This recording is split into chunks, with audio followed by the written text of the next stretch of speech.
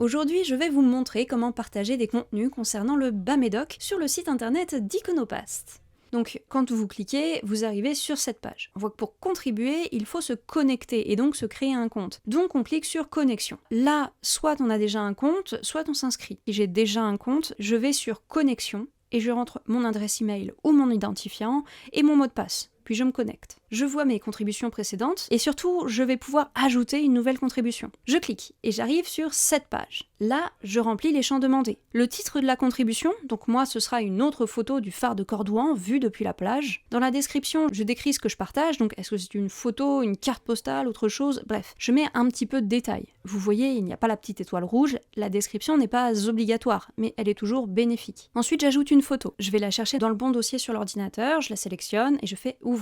Dès que la barre bleue apparaît, c'est que l'image est chargée. La photo apparaît sur l'écran et je peux y ajouter une légende. Je fais valider la sélection et là, je vois que l'image est ajoutée sur le site. Alors bien entendu, je dois avoir les droits d'auteur sur l'image. Je ne dois pas partager des images qui ne m'appartiennent pas. Ce n'est pas encore fini. Il faut encore dire de quand date l'image. Et ça, on ne s'en rappelle pas forcément. Mais dans les photos récentes, prises avec des appareils numériques, on peut retrouver assez facilement cette information. Pour ça, je vais aller dans mon dossier qui contient ma photo. Je fais un clic droit. Là, je vais dans Propriétés. Ce que je veux savoir, c'est si j'ai la date, l'heure et peut-être aussi le lieu de la photo. Je vois effectivement la date de la photo. En gros, prenez toujours la date la plus ancienne, ce sera la bonne. Je retourne sur ma fenêtre d'Iconopast et je rentre la bonne date. Ensuite, il faut placer sur la carte la photo. On a la possibilité de déplacer le petit curseur noir sur la position au bon endroit. Donc, je me place le mieux possible. Donc si on a enregistré la position GPS, ce sera dans la petite fenêtre des propriétés de l'image qu'on pourra la trouver. On se rend dans l'onglet Détails. Et si on ne trouve pas de données GPS,